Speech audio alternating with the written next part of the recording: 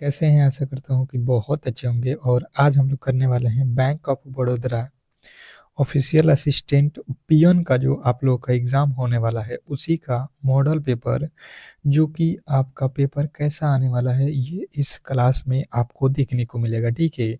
तो आपको भी मालूम है कि आपका एग्ज़ाम डेट आ चुका है और जो भी मेरे दोस्त अब तक जो है तैयारी में नहीं लगे हैं, तो बिल्कुल ही लग जाइए क्योंकि समय बहुत कम है, आप लोगों के पास मात्र 10 दिन का समय बचा हुआ है, ठीक है?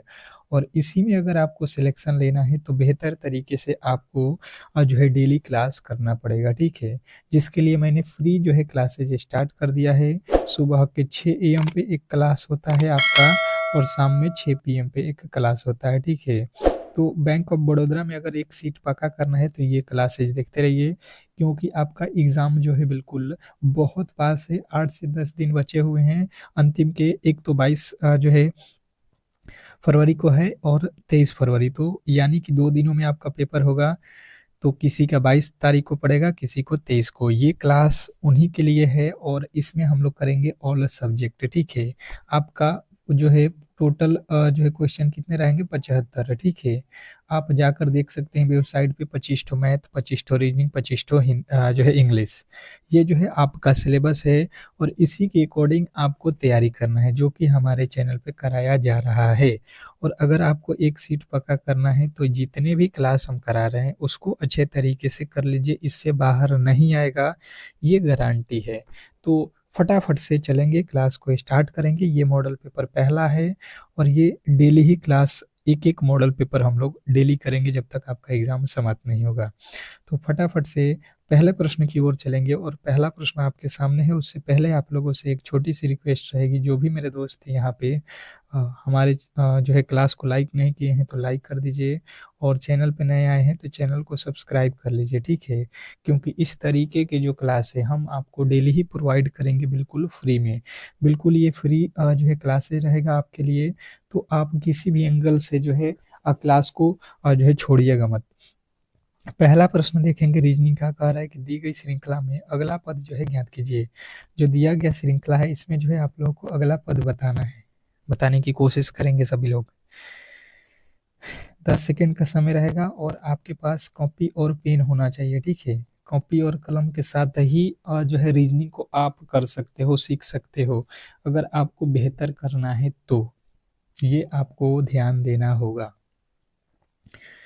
जैसे समझने की कोशिश ये कीजिए, यहाँ पे आपके सामने दिया गया है तो देखिए सबसे पहले 5 से 11 हुआ, 11 से 25 हुआ, 25 से 55 हुआ, 55 से 117, 117 से 243, 243 से अगला पद हमसे पूछा गया है। हमने देखा कि बार-बार जो है यहाँ पे वैल्यू बढ़ रहा है, तो बढ़ने का कंडीशन 2 ही हो सकता है, एक तो प्लस और दूसरा किसी संख्या से गुणा, या तो कुछ हम जोड़ेंगे या तो किसी संख्या से गुणा किए होंगे तो ही ये वैल्यू बढ़ेगा। बात क्लियर? बिल्कुल क्लियर है। तो चलिए फटाफट से यहाँ पे कर देते हैं। 5 से 10 कब होगा? जब 5 में हम 2 से गुणा करेंगे और 1 इसमें जोड़ देंगे, तो 5 दूना 10, 1 11। यहाँ पे हो गया आपका 25, यानी कि 11 में 2 से गुणा करेंगे, 11 दूना 22 और यहाँ पे कितना जोड़ेगा? 3। इसके आगे चलेंगे, 25 दूना 50 यानी कि 2 से गुणा और 5 जोड़ दिया है, ठीक है? इसके आगे चलिए, तो 2 से गुणा करिएगा तो 110 हो जाएगा और इस बार 7 जोड़ना पड़ेगा। इसके आगे चलिएगा तो 2 से गुणा और यहाँ पे 7 के बाद से 9 जोड़ा गया है, ठीक है? तो इसके आगे जब आपको करना पड़ेगा तो आपको 2 से गुणा और 9 के बाद से 11 जोड़ना पड़ेगा। तो ये हो गया, गुणा कर लो, 3 दूना के 6, फिर 4 दूना के 8, 2 दूना के 4, कितना हो गया? 486, उसमें 11 ऐड करना है, ठीक है? तो 7 हो जाएगा, यानी कि 97 जो है 497 आपका बिल्कुल राइट उत्तर हो जाएगा अगला पद। अगला पद जो है आपका निकल गया ऑप्शन नंबर ए। नेक्स्ट प्रश्न की ओर चलेंगे और अगला प्रश्न आपके सामने है, दी गई श्रृंखला में अगला पद ज्ञात कीजिए। देखिए हर एक जो है टॉपिक के 2-2 प्रश्न पूछे जाएँगे, लमसम जो है श्रृंखला के तो 2-3 प्रश्न पूछता है। सबसे मेन यही है और कोडिंग डिकोडिंग, जो मेन टॉपिक है वहाँ से हम भी यहाँ पे लमसम 2-3 प्रश्न कराएँगे, ताकि एक हम खुद से करेंगे और 1-2 प्रश्न आप खुद से करोगे, तब जाके जो है क्लियर होगा, ठीक है? फटाफट से बताएँगे यहाँ पे कि आपका राइट उत्तर क्या होने वाला है। 10 सेकंड का समय दिया गया है तो इसको गँवाइए मत। आप जोड़िए, घटाइए, गुणा कीजिए और इस प्रश्न के राइट उत्तर के साथ आइए। देखिए, सबसे पहले आप देखोगे अगर यहाँ पे तो ये जो है वैल्यू काफ़ी ज़्यादा जो है लंबा दूरी तय किया हुआ है। जब भी इस तरीके का प्रश्न आता है तो आपको ध्यान देना है कि कभी भी लंबा श्रृंखला हो तो यहाँ पे 2 श्रृंखलाएँ इसमें शामिल होती है। अगर आप देखोगे तो यहाँ पे देखो 68 से 3 हो जाएगा, 3 से 73 हो गया, 73 से फिर 3 हुआ, फिर 57। इस तरीके से देख रहे हो बढ़ रहा है, घट रहा है, बढ़ रहा है। मतलब लॉजिकली जो है आपको यहाँ पे बनाने में काफ़ी ज़्यादा कठिनाई होगा। तो इस तरीके के प्रश्नों को किस तरीके से सॉल्व करना है, आइए बेहतर तरीके से हम लोग समझते हैं। यहाँ पे देखिए जो है पहले वाले का संबंध दूसरे वाला में, दूसरे वाला का तीसरा में, तीसरा के चौथा, उसके आगे एक-एक वर्ड छोड़ दीजिए। जैसे 68 से 63 हुआ, यहाँ पे -5 कम किया है। यहाँ पे देखिए -6, यहाँ पे -7 कर दिया, यहाँ पे -8, यहाँ पे -9। तो इसके आगे जो है आप लोगों को बताना है। किस तरीके से बताएँगे आइए समझ लेते हैं। ये वाला का संबंध ये 3 से करिए, 3 का संबंध 9 से, 15 से, फिर यहाँ से 33। इसके आगे वाला आपको बताना है। अब देखिएगा यहाँ पे आप लोग बेहतर तरीके से समझने की कोशिश करेंगे। 3 जो है यहाँ पे 3 ही लिखा हुआ है, फिर 9 हो गया। हमने देखा कि 3 में अगर हम 2 से गुणा कर देते हैं, कितना हो जाएगा 6, पर लिखा है 3 यानी कि माइनस का 3 कर दिया। फिर 3 से हमें 9 पे जाना है, यानी कि 3 में जो है हमने क्या किया, 2 से गुणा किया और यहाँ पे कितना जोड़ दिया, यहाँ पे नहीं, इस बार 3 में क्या करिएगा, 9 लाना है ना। 3 में 2 से गुणा करिए और 3 जोड़ दीजिए। इस बार भी 3 से गुणा करिए, 3 जोड़ दीजिए। फिर 9 से 15, फिर 2 से गुणा करिए, 9 दूना 18, 18 में से 3 माइनस कर दीजिए। फिर 15 से जो है आगे चलना है तो 2 से गुणा और इस बार प्लस का 3, फिर इसके आगे चलिए 2 से गुणा और माइनस का 3। देखिए एक बार -3, एक बार +3, एक बार -3, एक बार +3, एक बार -3, एक बार +3। तो यहाँ पे 33 है, 33 दूना 66, 66 में 3 घटाना पड़ेगा, 63 जो है आपका बिल्कुल राइट उत्तर है। यहाँ पे कहीं से भी आपको डाउट नहीं होना चाहिए। ऑप्शन नंबर बी आपका बिल्कुल 100% सही उत्तर है, इसमें कहीं से आपको डाउट नहीं होना चाहिए। बहुत बेहतरीन प्रश्न था। आशा करता हूँ कि आप ऐसे प्रश्नों में गलती नहीं करोगे। नेक्स्ट प्रश्न की ओर चलेंगे और अगला प्रश्न आपके सामने है। कह रहा है कि दी गई श्रृंखला में लुप्त संख्या ज्ञात कीजिए। जो दिया गया श्रृंखला है, जो दी गई श्रृंखला है, इसमें जो है आपको लुप्त संख्या बताना है। क्वेश्चन नंबर 3, तीसरे नंबर प्रश्न का जो राइट उत्तर है, फटाफट से आप लोगों को बताना है कि क्या होने वाला है। तीसरे नंबर प्रश्न पे आइए और फिर से जो है श्रृंखला वाला ही प्रश्न है। तो देखिए बिल्कुल सिंपल लॉजिक लगाना है आपको। 13 से हो गया 16, कहिएगा कि यहाँ पे 3 जोड़ दिया। 16 से हो गया 23, कितना जोड़ दिया, तो 4 3 7 इस बार जोड़ दिया। यहाँ पे हो गया 36, कितना जोड़ दिया, तो ये 7 6 13। इसके आगे देखिए यहाँ पे 57 हो गया, कितना जोड़ दिया है, 1 2 21। इसके आगे देखिए 88 लिखा हुआ है, कितना जोड़ेगा, 1 और यहाँ पे 3 31। अब देखिए यहाँ पे 2 जोड़ दिया, यहाँ से आपको कितना जोड़ दिया, 6, यहाँ पे कितना जोड़ दिया, 8, यहाँ पे कितना जोड़ दिया, यहाँ पे कितना जोड़ दिया, 1 मिनट, यहाँ पे 4 जोड़ा है ना, 3 से 7 4 जोड़ा है, फिर 6, फिर 8, यहाँ पे 10। तो इसके आगे कितना जोड़ना चाहिए, 12। तो 31 में 12 जोड़ दो, कितना हो जाएगा, 43। यानी कि 88 में 43 जोड़ दो, यहाँ पे 8 3 11 के 1, 8 4 12 1 13।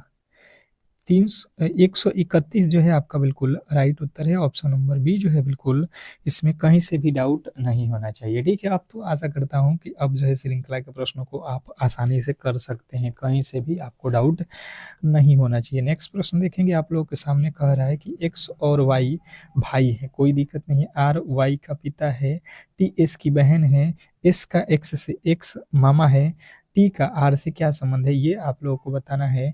फटाफट से आप इस पे स्टार लगा लीजिए। ये प्रश्न बहुत इंपॉर्टेंट है आपके एग्जाम के दृष्टिकोण से, क्योंकि ब्लड रिलेशन के तो प्रश्न खास करके आपको परेशान करता है, मुझे मालूम है। पर इस क्लास के बाद से आप आसानी से इन प्रश्नों को सॉल्व कर सकते हैं। एक बार आपसे और छोटी सी रिक्वेस्ट रहेगी कि इतना मेहनत हम आपके लिए कर रहे हैं तो कम से कम क्लास को लाइक और शेयर कर दीजिए, ताकि सभी लोगों के पास ये क्लास पहुंच सके, ठीक है, सभी के पास यहाँ पे पहुंच सके और क्लास को अंत तक देखिए, क्योंकि पूरे के पूरे सभी प्रश्नों को करना पड़ेगा। अगर आपको सिलेक्शन लेना है तो 75 में जो है आपके कम से कम तो जो है 55 के आसपास स्कोर तो लाना ही पड़ेगा, 55-60, ठीक है, अगर सिलेक्शन लेना है तो, क्योंकि मैथ, रीजनिंग और इंग्लिश तीनों में कम से कम 20-20 का आंकड़ा आपको पार करना पड़ेगा। अब देखिए यहाँ पे एक्स वाई का भाई है, तो आप यहाँ पे इसके वेन आर एक्स से बना लो, एक्स और वाई भाई है, कोई दिक्कत नहीं है।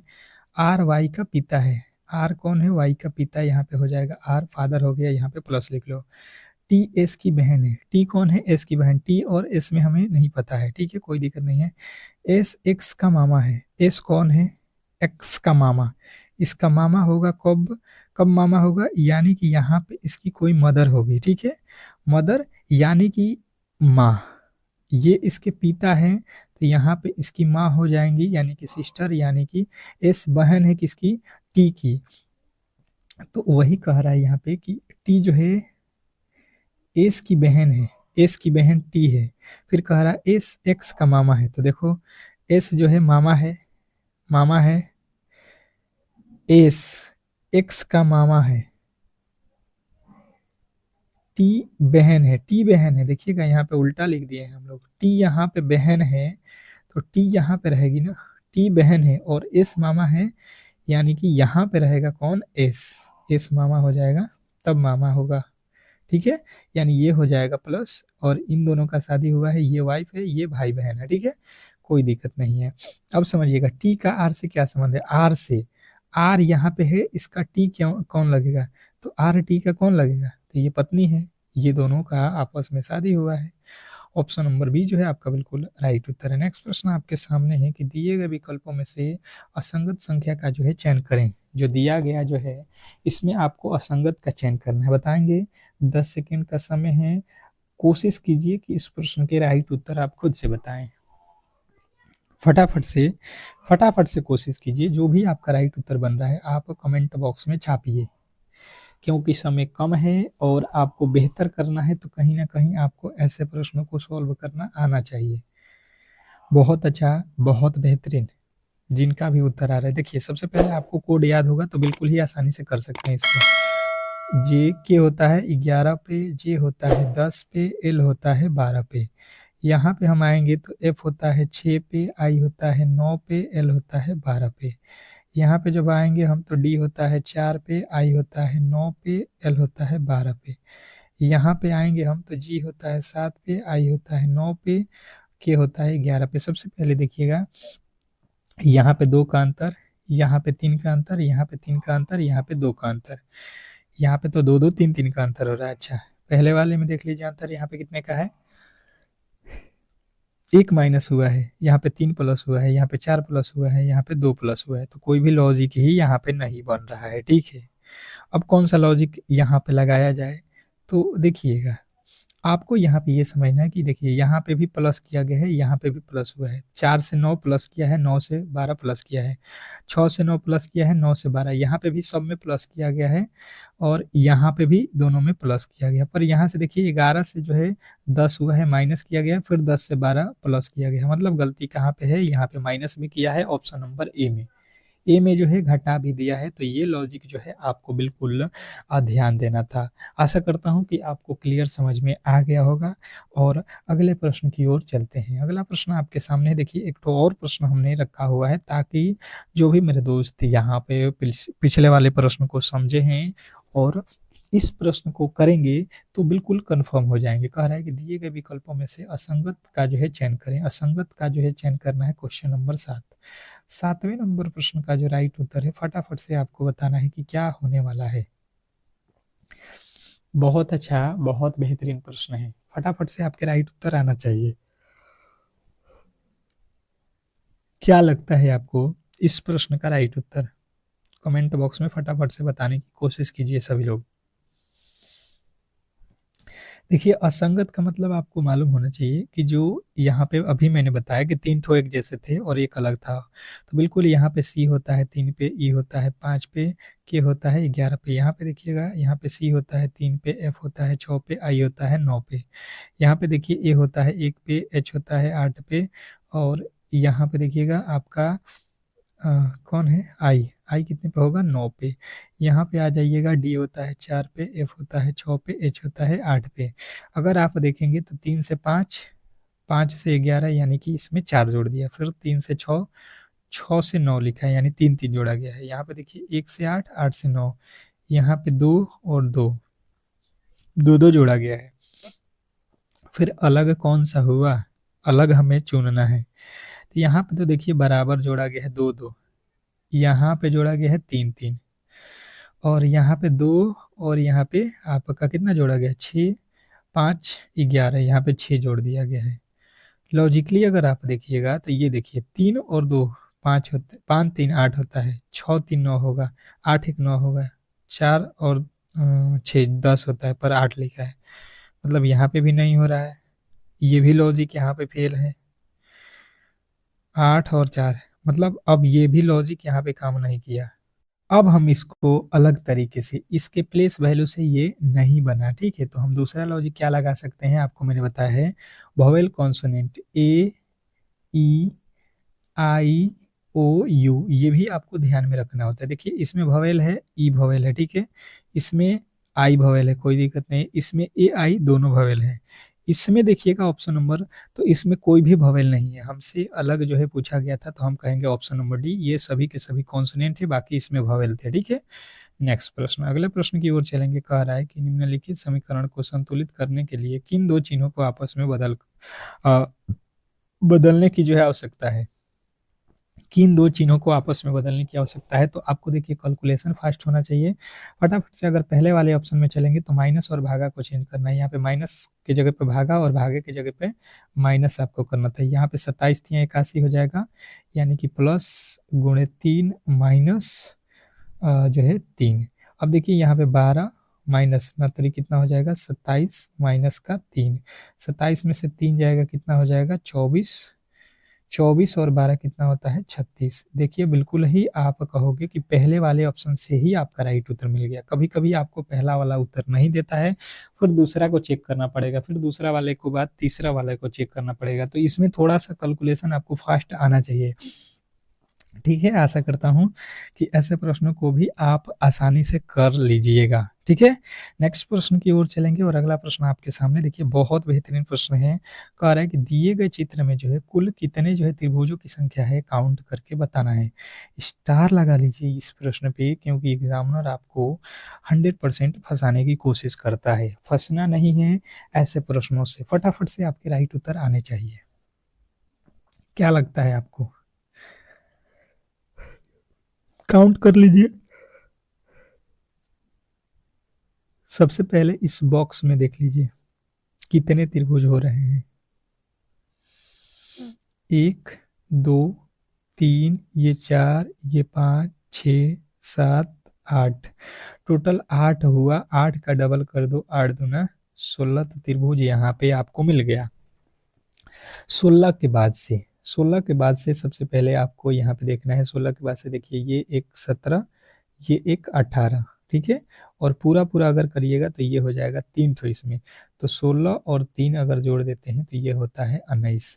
और यदि आपने 19 को चुना है, ठीक है, यदि आपने 19 को चुना है तो मुझे लगता है कहीं से भी आपको डाउट नहीं होना चाहिए, बहुत बेहतरीन आपकी तैयारी मानी जाएगी। अगले प्रश्न की ओर चलेंगे। अच्छे तरीके से आप लोग समझ गए होंगे, ये तरीका जो है आप लोगों को याद रखना है, ठीक है। अगला प्रश्न फिर से देखिए, कह रहा है कि दी गई आकृति का जो है सही दर्पण प्रतिबिंब ज्ञात कीजिए। दी गई आकृति का सही दर्पण प्रतिबिंब जो है आप लोगों को बताना है। क्वेश्चन नंबर 10वें का राइट उत्तर आप लोगों को बताना है। क्वेश्चन नंबर 10, क्या लगता है आपको इस प्रश्न का राइट उत्तर क्या होने वाला है।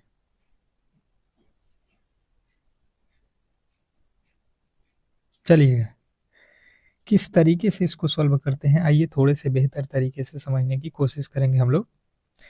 जो ये बॉक्स दिया गया है, ठीक है, समझिएगा। इस बॉक्स में जो है आप लोगों को यहाँ पे खाली छोड़ा गया है, यहाँ पे जो है आपको वैल्यू बैठाना है कि कौन सी जो है यहाँ पे वैल्यू रखी जाएगी। तो देखिए सबसे पहले हमने देखा तो यहाँ पे ये जो है लकीर यहाँ पे आएगा, बिल्कुल आएगा, यानी कि ये वाला लकीर आना चाहिए था, ठीक है।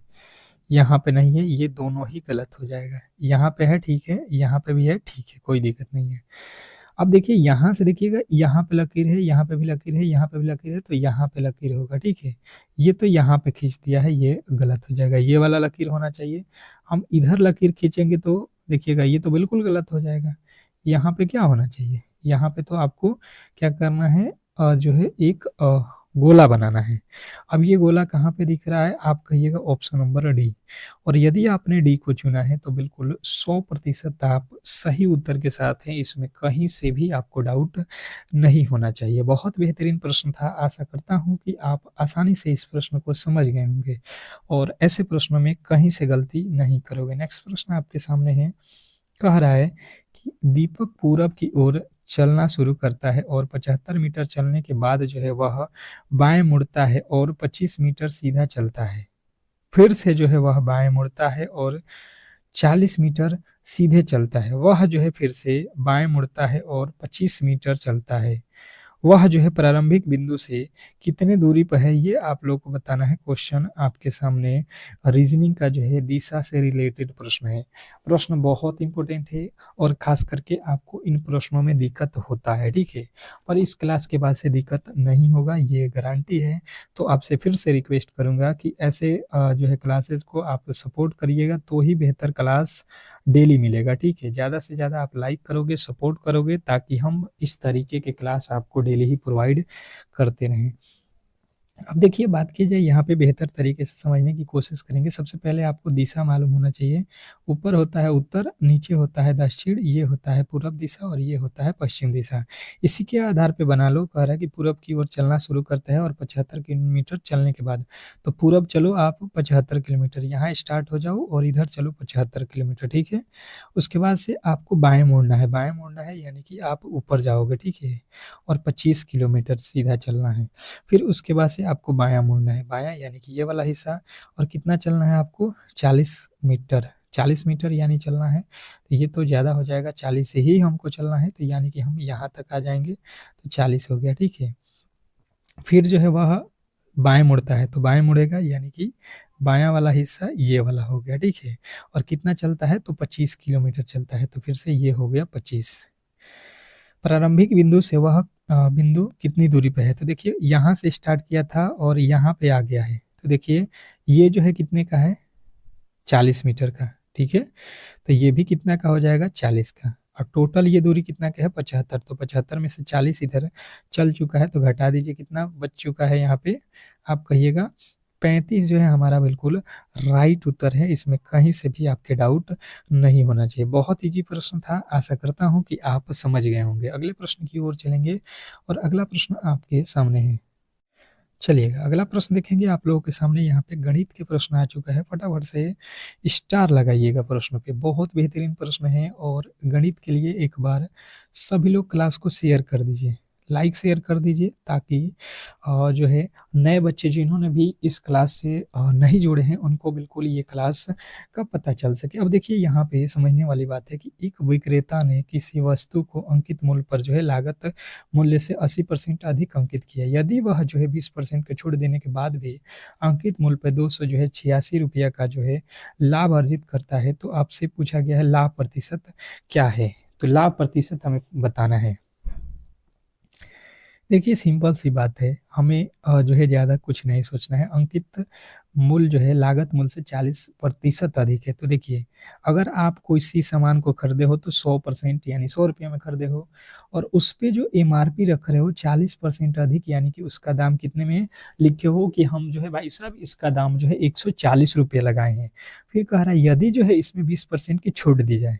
देखिए आप तो उसको बढ़ाकर लिखे हो 140, पर इसमें आपको 20% का छूट दे देना है, यानी कि हम कह सकते हैं कि 100 रुपये का सामान आप इसको कहोगे कि भाई साहब 100 रुपया तो इसका दाम है, पर आप अगर खरीदना चाहते हो तो हम 80 रुपये में ही दे देंगे। तो यहाँ से काट दो, 10 से 10, 14 में 12 से गुणा कर दो, 12 8 96, 12 7 84,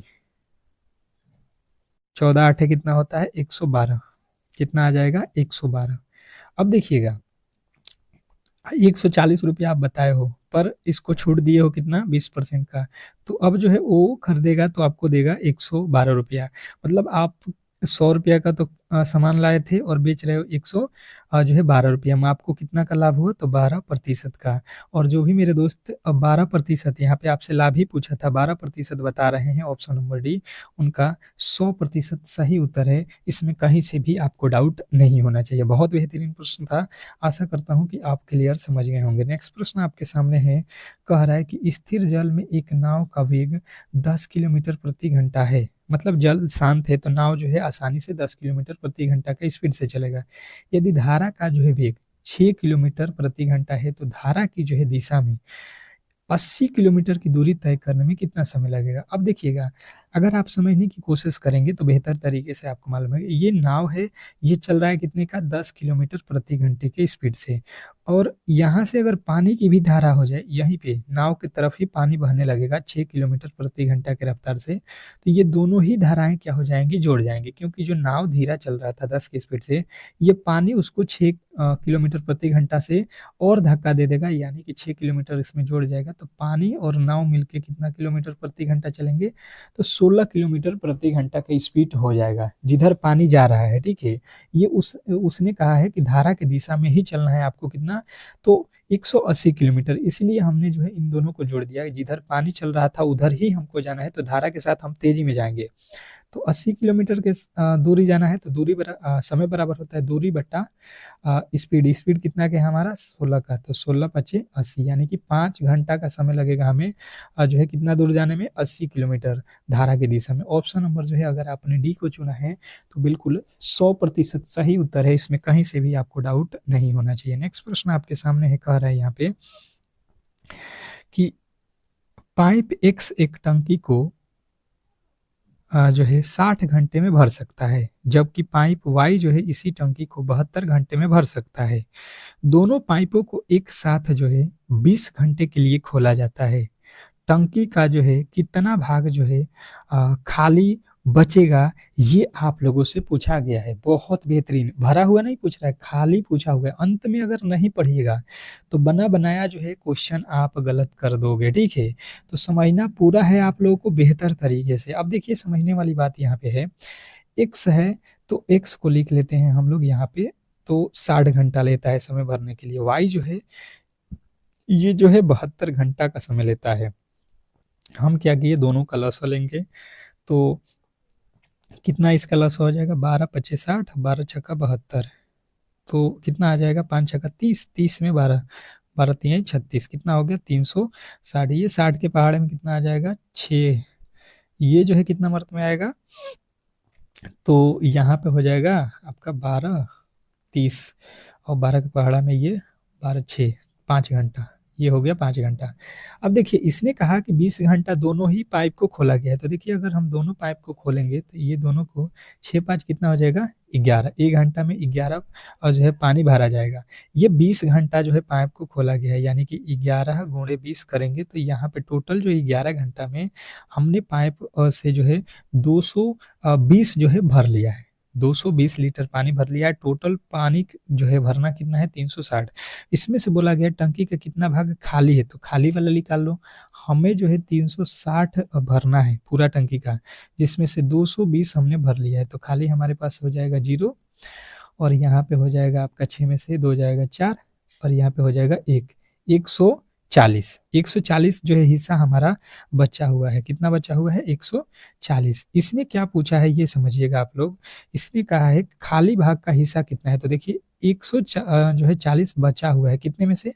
360 में से। 1 0 से 1 0 कट जाएगा, 2 के पहाड़े में 7 मर्त में, 2 के पहाड़े में 18 मर्त में, यानी 7/18 जो है आपका बिल्कुल राइट उत्तर है, ऑप्शन नंबर बी। नेक्स्ट प्रश्न आपके सामने है, कह रहा है कि जो है 12 24 और 27 का चतुर्थ अनुपाती जो है, और देखिएगा यहाँ पे इसका चतुर्थ अनुपाती निकालना है, ए के जो है ए के 36 के जो है तृतीय अनुपाती के बराबर है, तो ए का जो है मान आप लोगों से पूछा गया है। बहुत बेहतरीन, बहुत लाजवाब प्रश्न है।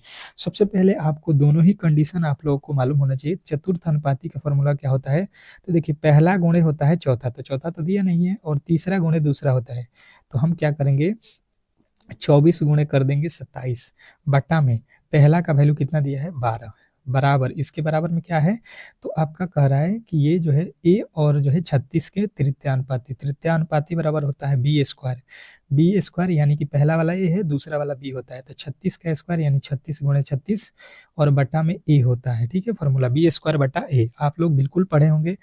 ये देखिएगा 12 के पहाड़े में 12 दूना का 24, अब देखिएगा 2 के पहाड़े में ये हो जाएगा 18, अब देखिए 27, 9 के पहाड़े में 3 मर्द में, 18 2 मर्द में, ये 3 के पहाड़े में 36, 12 मर्द में, 12 में 2 से गुणा करेंगे, 12 दूना का 24, ये है जो है ए का वैल्यू आ जाएगा, जो कि ऑप्शन नंबर डी में दिया गया है। तो आशा करता हूं कि ए का वैल्यू आप बिल्कुल आसानी से जो है यहाँ पे समझ गए होंगे कि किस तरीके से जो है निकालना था।